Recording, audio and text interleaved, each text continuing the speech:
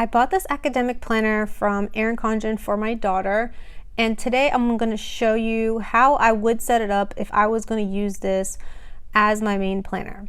I am a mom of 4, and so there are some things that I felt like this could definitely work for a mom.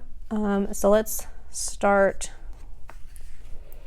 with this class schedule page is really like the only thing that I'm not too sure how I would use it. Maybe I would put some of my kids' schedules. I have 4 kids, so because this is front and back, if you have only 2 children, then theoretically you could do each of like your kids, their schedule, especially if it doesn't change during the year. But otherwise, I don't know how I would use it. Maybe I would use this space here to like write down teachers' names and maybe the teachers' email addresses, that sorts of thing. Or like daycare information if my kids were in school, but that could be a use for this. Otherwise, I really don't know how I would use this. In a traditional Erin Condren life planner, you do get a spread where you have a total of 12 boxes. In this planner, you do not get that, but you do get some note pages before the months start. So I thought that for this page here and for the one behind it, I would create like sections for 6 boxes for the 6 months. I would start with September. This planner starts in August. So what I tend to do is I pre-plan. I don't write my plans in the months as appointments come up. What I like to do is use the boxes in the front of the planner to pre-plan. So if I set each box for a month, so for September, when appointments come up, I can write it down in here. And then it makes it really easy because then I can just look at this and see at a quick glance when appointments are scheduled and when like the kids' days off school are going to be all like in one place, so that I'm not flipping through all the different calendar pages. So that's how I would set that up if I was using this as my main planner.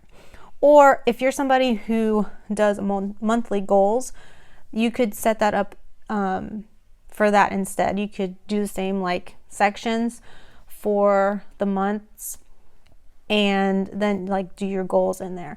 But this planner is actually 13 months. So it starts in August, but you also have August for 2023, which is kind of neat so that you have like a little bit extra time to plan. So I'm going to flip to July, and this is where I usually use my month for our family's main calendar. So all our appointments, I fill this in about a week or 2 weeks before the month starts. I will go ahead and reference those pages in the front of my planner to see what all is happening. And then as things get added throughout the month, I will add to it as well. And then this is the page that I reference when I'm setting up my weekly planner. So I don't look at this every day. I do look at this every week. So every week when I'm setting up my week, I glance at this. Otherwise, if I was relying on this like every single day, it would drive me nuts because there's always like so many things happening depending on the month. But there are some months that tend to get overwhelming. So that's why I don't strictly use monthly planning for me. After the calendar page, you have a dashboard page, basically 2 dashboard pages. This is it's supposed to be for goals, events, and notes.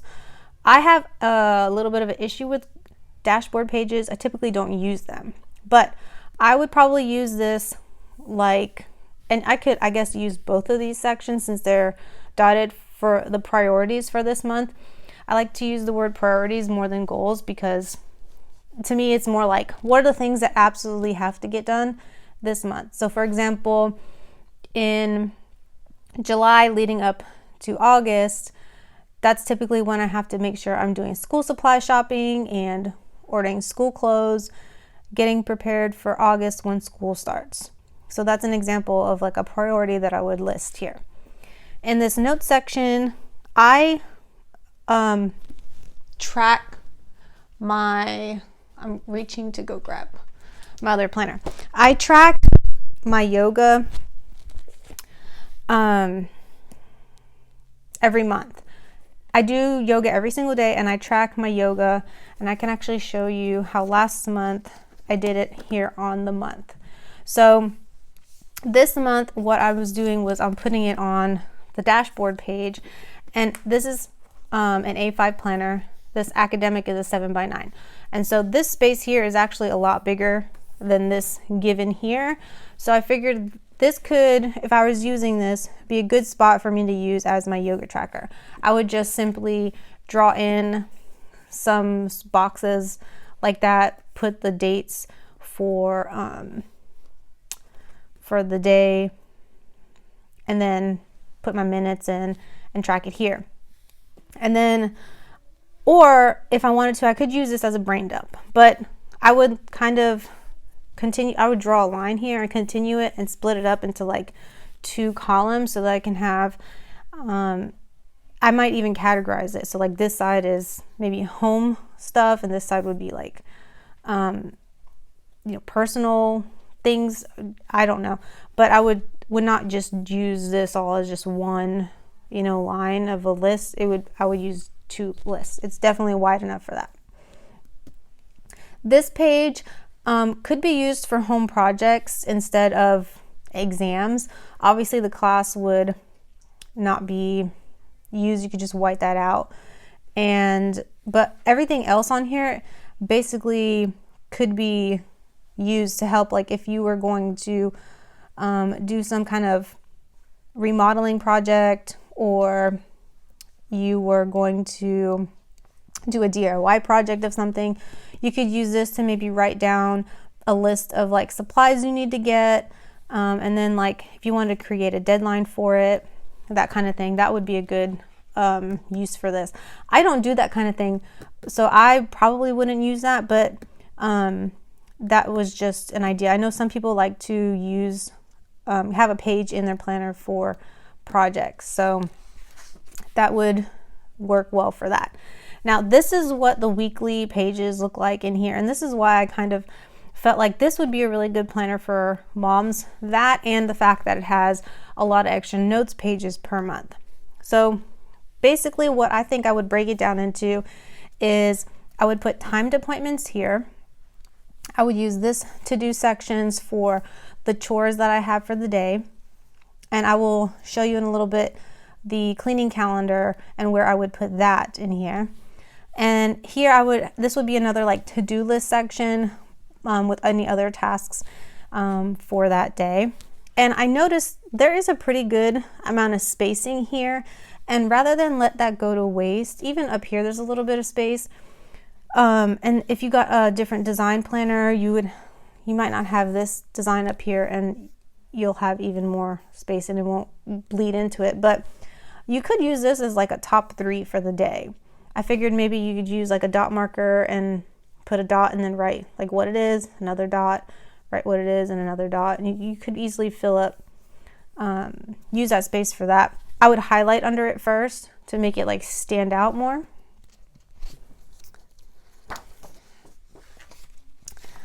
Let's see. So then at the end of the month, this is where I would put my cleaning calendar. So I have another planner, and so by having another planner, I have 2 actual month calendars. But you could either draw a month calendar here, or Planner Kate came out with, not too long ago, these cool full page stickers that are 7x9 size that basically turn a Erin Condren lined notebook into a month view, and so it'll look very much like the month view here. And so that on that page I would have dedicated for my cleaning calendar and my cleaning schedule. And if you are interested in seeing how I do my cleaning calendar, I will link in the description a I'll leave in the description a link to the cleaning calendar that I have up here. So here I thought I would use this as like a brain dump. Again, I would separate it into like 2 columns. And then here I would leave just for notes, random notes. I'm always, I like referencing brain dumps to pull from to see like what do I need to get done. And I like having it all at like one spot. So for the month, it would be a good ideal for me to keep it all in one area. If this is not enough space, I could bleed it into here. And then this note section could just be like for random stuff that I need to reference in the future. And here usually as the month goes on, about halfway through the month, I start thinking of things that I want to do next month. And so I figured this would be a good spot for me to start listing out those things that I want to do and I don't want to forget about, but I know I'm not going to take care of it this month, and let me go ahead and put it down here. And that way I could reference this page when I'm getting ready to set up my next month. Now, this planner doesn't really have a lot of extra notes pages, but it does have an extra notes pages. If you go to the very back, this would be considered the last page for this month here. And then you've got a few pages. So here I would use for future planning. I would, again, create some boxes and set it up like starting with September 2023 and go through February of 2024 on this page. And then on this back side, it would be March 2024 to August 2024. And that way I have somewhere when, it gets to, midway through this planner, I start planning for like doctor's appointments way later, then I can go ahead and future plan here so that when I get my new planner, I can then like reference that. This last page here, I would probably use for important contact information or something I really reference a lot. So I would write down maybe if there is someone that you send a letter to every month, like maybe your landlord, like I'm always sending my landlord our check every month. I would write the address on here, and maybe you could use this for your kids' doctors, your doctors, that kind of information, maybe like plumber information, just whatever kind of information you think is important that you reference a lot, library hours, school hours, that kind of thing. Maybe you could use that last page in here for that sort of thing. And then on the very back, there is no pocket in this planner. And so what I would do, you can either purchase a pocket from Erin Condren. They sell pockets, at least at the time of this video, that you could stick on here on this back. So you can have something to stick pages in. Sometimes I have loose pieces of paper that I would like to keep with my plans. And then, or you could, if you have an old planner, you could snip the you could snip the pocket folder out of that, because this is a pretty good cardboard material that I think would hold up pretty well. Just be careful snipping it and then just pop it right in here. I wouldn't even hesitate to do like an A5 one inside here. It wouldn't be that big of a deal. But if you have an old planner laying around that's Erin Condren, you could just do that, stick that in there. But anyway, those are my thoughts on how this could be used for a mother who wants to plan and needs just a lot more extra notes pages. So it's a thicker planner, it's missing a couple things, but because it has those notes pages, it technically isn't missing anything from a regular life planner, and it's like way cheaper. It's $40, and if you get it on sale, it's even less. So I would definitely look into this kind of planner if you would like to get an Erin Condren, but you like to plan your family, but you don't want to spend as much as the life planner. Like the life planner comes with like a vellum pocket in the front, not a vellum pocket, a vellum like page in the front to protect this front cover. And it comes with a ruler and it comes with a pocket folder. And those are pretty much the only differences other than some of the layouts changes. So if you like this video, give it a thumbs up. If you would like to hear more functional planning tips, then stick around and subscribe, and I will see you in the next video. Bye.